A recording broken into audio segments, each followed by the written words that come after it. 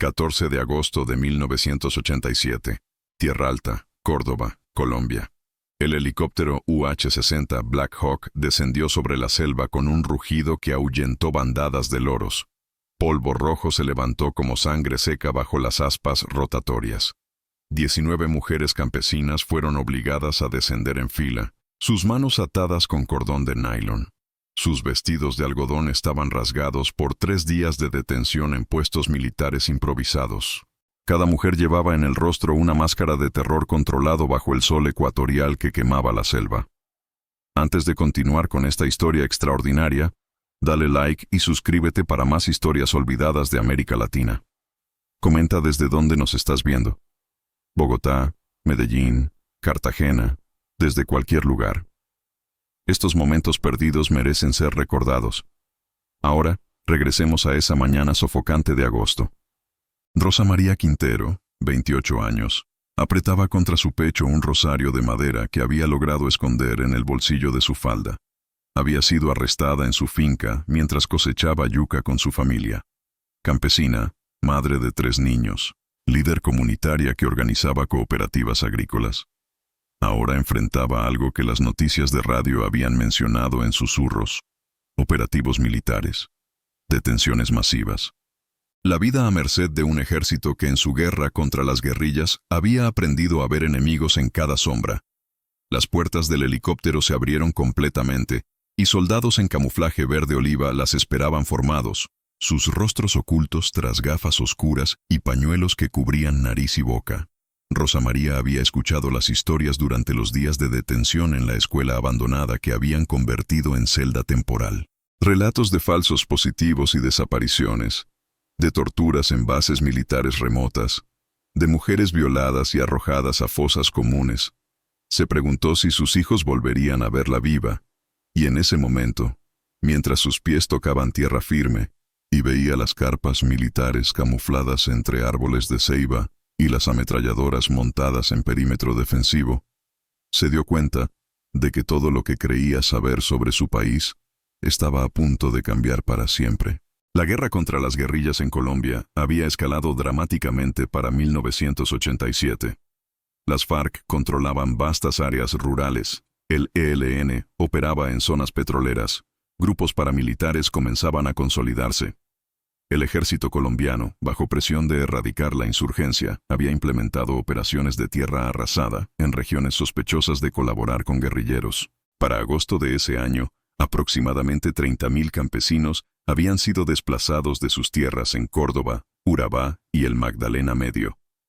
Entre ellos, miles de mujeres que trabajaban la tierra, que lideraban juntas de acción comunal, que simplemente vivían en zonas de conflicto. Vestían ropa de trabajo, llevaban machetes para cortar plátano, cuidaban animales. No eran soldados en ningún sentido, pero se habían convertido en objetivos en una guerra sin líneas claras. Cuando el batallón Voltígero llegó a la vereda El Brillante en un operativo contra presuntos milicianos de las FARC, cientos de estas mujeres se encontraron atrapadas en un cerco militar sin rutas de escape. A diferencia de combatientes guerrilleros entrenados que conocían códigos de guerra y resistencia, estas campesinas enfrentaban la captura sin ningún marco para comprenderla. La propaganda militar transmitida por radio y periódicos les había dicho que las guerrillas usaban civiles como escudos, que quienes vivían en zonas rojas eran colaboradores, que el ejército no toleraría complicidad con terroristas. Sin embargo, ahí estaban, en un campamento militar viendo soldados que no disparaban ni gritaban, que en cambio esperaban órdenes, tensos, casi incómodos. La disonancia era aterradora. Mayor Héctor Palacios comandaba el destacamento temporal en Tierra Alta que procesaría a las detenidas. Veterano de combates en Putumayo y Meta, había visto violencia extrema de ambos lados. Pero la llegada de campesinas, muchas con bebés dejados atrás, algunas ancianas, representaba un problema que nadie en la cadena de comando había previsto. Las órdenes habían sido claras durante el operativo: capturar a cualquier persona en edad de combate en zona guerrillera, interrogar, clasificar. Pero ahora, mirando a estas 19 mujeres exhaustas y aterrorizadas, el mayor Palacio se enfrentaba a una pregunta que nadie le había preparado para responder. ¿Y si nos equivocamos? Colombia había ratificado las convenciones de Ginebra, aunque en la práctica la tortura y ejecuciones extrajudiciales eran herramientas comunes en ambos bandos del conflicto. Pero estas no parecían guerrilleras. No había armas. No había uniformes. Solo mujeres campesinas con callos en las manos y terror en los ojos. Las 19 mujeres formaron una línea irregular como les ordenaron con empujones. Permanecieron de pie pese al agotamiento de 3 días sin dormir adecuadamente. Un soldado raso, cabo Andrés Moreno, comenzó a leer acusaciones en tono mecánico. Están detenidas bajo sospecha de colaboración con grupos armados ilegales. Serán interrogadas. Si cooperan y no hay evidencia, serán liberadas. Si hay pruebas de colaboración, enfrentarán proceso judicial militar. Rosa María intercambió miradas con Luz Dari Pérez, una partera de 35 años capturada mientras atendía un parto en finca vecina. Ambas mostraban expresiones de incredulidad total. ¿Liberadas? Durante 3 días las habían tratado como terroristas. Las habían golpeado en las costillas durante interrogatorios. Un soldado le había dicho a Rosa María que su familia moriría si no confesaba vínculos con las FARC. La promesa de liberación parecía otra trampa, psicología militar diseñada para hacerlas confesar antes de ejecutarlas en algún claro de selva donde nadie encontraría los cuerpos. Mientras las conducían hacia carpas que servirían de prisión temporal, Rosa María notó algo inesperado. Un aroma llegaba desde el área de cocina del campamento. Algo familiar y nostálgico. Algo que hacía que su estómago vacío, llevaba 30 horas sin comer, se retorciera con hambre desesperada. Olía a sancocho de gallina, a plátano frito, a café fuerte. La carpa olía a lona húmeda y tierra roja. No había catres, solo lonas plásticas sobre el suelo fangoso y algunas cobijas del ejército apiladas en esquina. Era primitivo, inhumano, exactamente lo que Rosa María había imaginado. Había visualizado esto. Prisión en la selva, sin techo sólido, expuestas a mosquitos y lluvia. La sargento segundo Yolanda Castillo, una mujer indígena del Cauca con cicatrices en brazos, explicó reglas mínimas sin traducción necesaria. Despertar cuando suene el silbato. Comida cuando llegue. Interrogatorios según calendario. Prohibido hablar entre ustedes sin permiso. Las mujeres escucharon en silencio, sus rostros sin revelar nada. Rosa María había aprendido durante años de trabajo comunitario a no mostrar debilidad ante autoridades que podían usar cualquier emoción contra ti. Pero observaba a la sargento Castillo cuidadosamente, buscando señales de la crueldad que había experimentado en interrogatorios previos. La voz de la mujer militar permanecía firme pero no sádica, cansada, profesional, casi conflictuada. Esa primera noche, las mujeres se agruparon en la oscuridad, sin atreverse a hablar pese a que la sargento Castillo se había ido. Luz Dari se sentó junto a Rosa María, sus manos todavía oliendo a sangre de parto y tierra. ¿Crees que nos matarán? ¿Qué dirán que intentamos escapar? Rosa María no tenía respuesta.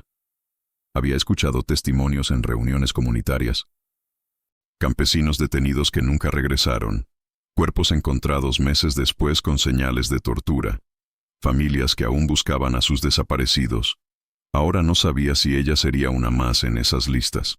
Al otro lado de la carpa, Mercedes Meche Londoño, 42 años, maestra rural, se sentaba con espalda contra un poste de soporte, ojos cerrados pero sin dormir. Había visto el conflicto intensificarse año tras año. Había visto a sus estudiantes reclutados por guerrilla y paramilitares. Había visto el ejército quemar ranchos sospechosos de ocultar insurgentes. Ahora se preguntaba qué quedaba de Colombia, si algo permanecía del país que había amado. En la oscuridad, alguien rezaba el rosario en voz muy baja. Otras lloraban en silencio. Nadie ofrecía consuelo. Eran desconocidas unidas solo por vivir en la zona equivocada y su terror compartido sobre qué traería el amanecer. Los primeros 3 días pasaron en un borrón de interrogatorios repetitivos y espera angustiosa. Oficiales de inteligencia militar las interrogaban una por una, haciendo las mismas preguntas. ¿Conoces a miembros de las FARC? ¿Has visto campamentos guerrilleros? ¿Has cocinado para columnas insurgentes?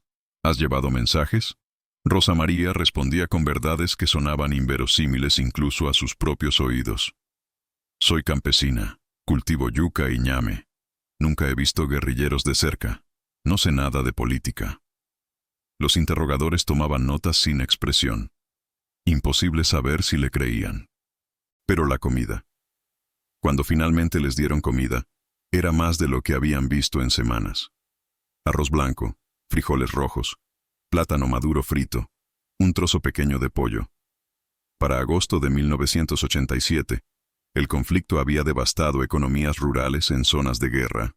Campesinos en áreas disputadas sobrevivían con lo que podían cosechar antes de que guerrilla, paramilitares o ejército les robaran provisiones. Las familias comían una vez al día.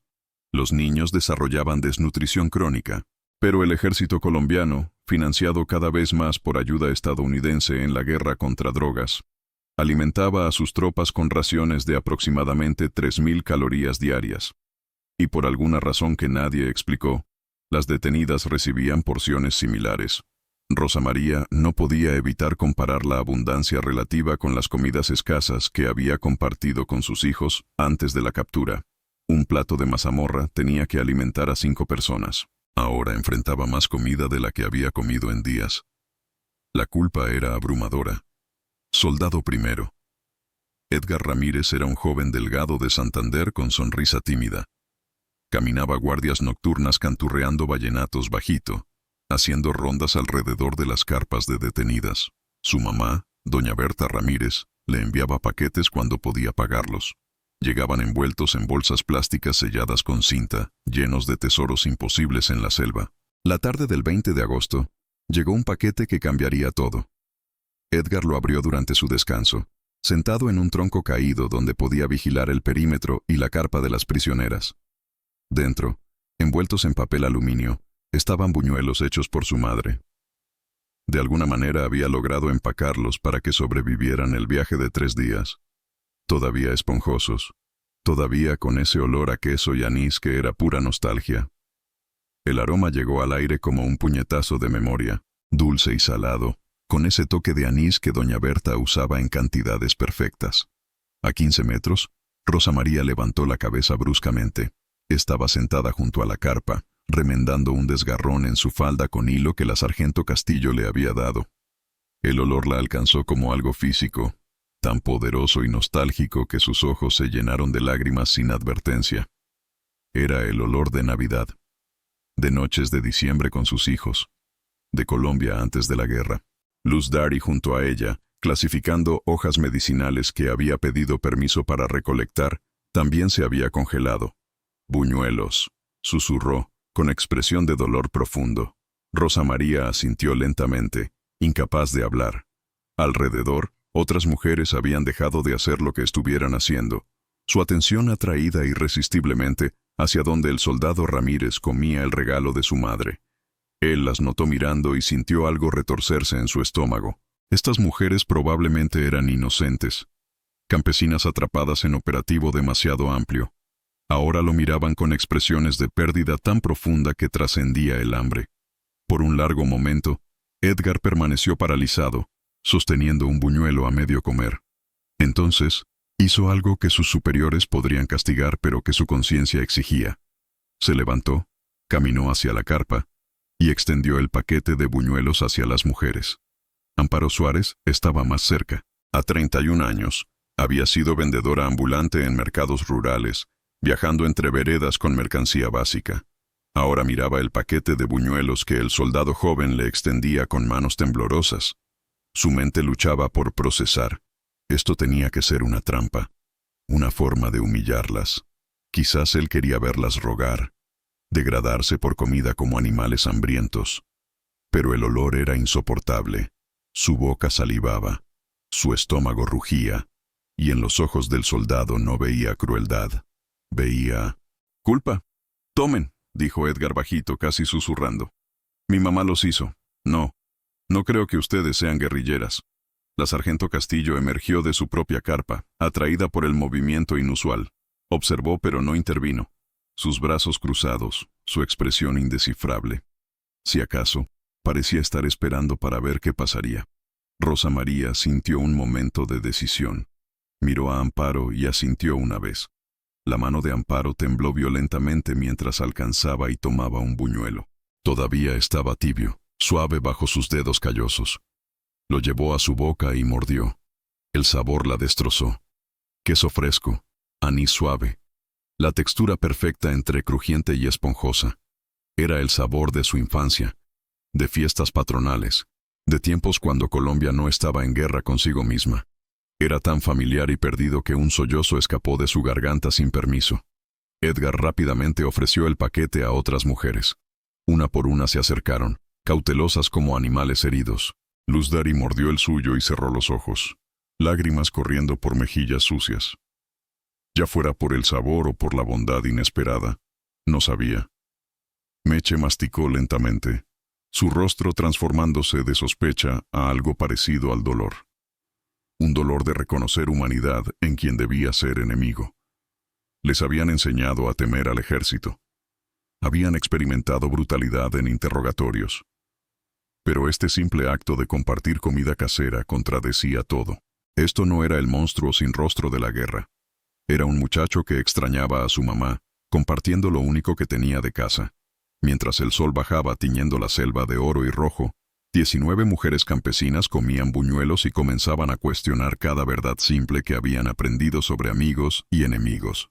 El incidente de los buñuelos creó una grieta imperceptible en la atmósfera del campamento. En días siguientes, algo cambió. Las mujeres aún permanecían prisioneras, aún enfrentaban interrogatorios, pero el terror absoluto comenzó a ceder a confusión moral más compleja. Edgar comenzó a saludarlas por nombres. «Buenos días, doña Rosa. ¿Durmió bien, doña Luz?» Su cortesía campesina emergía pese a uniformes y jerarquías. La sargento Castillo, observando estos intercambios, tomó una decisión. Asignó a algunas mujeres a ayudar en cocina del campamento, no como castigo sino como ocupación. Manos ociosas alimentaban desesperación. Rosa María, con su experiencia cocinando para cooperativas, se encontró al lado de cocineros militares. Observó cómo preparaban sancocho en ollas industriales, cómo medían arroz para 200 soldados, cómo no escatimaban en aceite ni sal. Las cantidades parecían obscenas. Tanto arroz, tanta carne, mientras sus vecinos en la vereda comían yuca hervida y panela aguada. Pero trabajar junto a soldados rasos, muchachos de 19, 20 años, también de veredas pobres, también víctimas de guerra que no habían iniciado, comenzó a complicar narrativas simples. El lenguaje dejó de ser necesario cuando el trabajo creó conexión. Aprendieron ritmos juntos. Luz Dari enseñó a un soldado joven cómo identificar plantas medicinales. Meche ayudó a otro a escribir carta para su mamá analfabeta. Para finales de agosto, el campamento había desarrollado rutinas extrañas. Prisioneras que ya no parecían tan prisioneras. Guardias que ya no parecían tan guardias. 2 de septiembre de 1987. El mayor Palacios recibió órdenes de Bogotá. Investigación de inteligencia había confirmado. Operativo fue error. Ninguna de las 19 mujeres tenía vínculos con insurgencia. Todas eran civiles. Error de inteligencia basado en información de informante no confiable. Serían liberadas. Recibirían compensación mínima. Firmarían documentos prometiendo no hablar con prensa. El mayor reunió a las mujeres esa tarde. Hubo un error. Comenzó, incapaz de mirar directamente sus rostros. Van a ser liberadas. El ejército lamenta las molestias. ¿Molestias? Rosa María sintió rabia explotar en su pecho. 3 semanas de terror, golpes, separación de sus hijos eran molestias. Pero entonces vio algo en el rostro del mayor. No arrogancia. Vergüenza. Profunda y genuina vergüenza. Esa noche, su última en el campamento, la sargento Castillo trajo comida especial. Sancocho de gallina preparado con cuidado, arepas calientes, café dulce. Se sentó con las mujeres por primera vez, sin uniforme de autoridad, solo como mujer indígena que también conocía desplazamiento y violencia. No puedo devolverles el tiempo, dijo quedamente, ni puedo cambiar lo que el ejército les hizo. Pero no todas somos monstruos. Algunos de nosotros también estamos atrapados en esta guerra. Rosa María la miró por largo tiempo. Luego asintió lentamente. Años después, Rosa María Quintero nunca habló públicamente sobre su detención. Firmó los papeles, tomó el dinero insignificante, regresó a su vereda. Pero en su cocina colgaba una receta escrita a mano. Buñuelos de doña Berta Ramírez, enviada por correo por un soldado que nunca olvidó su vergüenza. Cada diciembre los hacía para sus hijos, y les contaba no la historia completa, demasiado dolorosa, demasiado compleja, pero sí una verdad pequeña, que incluso en guerra, incluso entre enemigos, la humanidad podía sobrevivir en gestos pequeños, que el perdón, cuando llegaba, sabía a queso y anís, a memoria y pérdida, a Colombia en toda su violencia terrible y su belleza obstinada.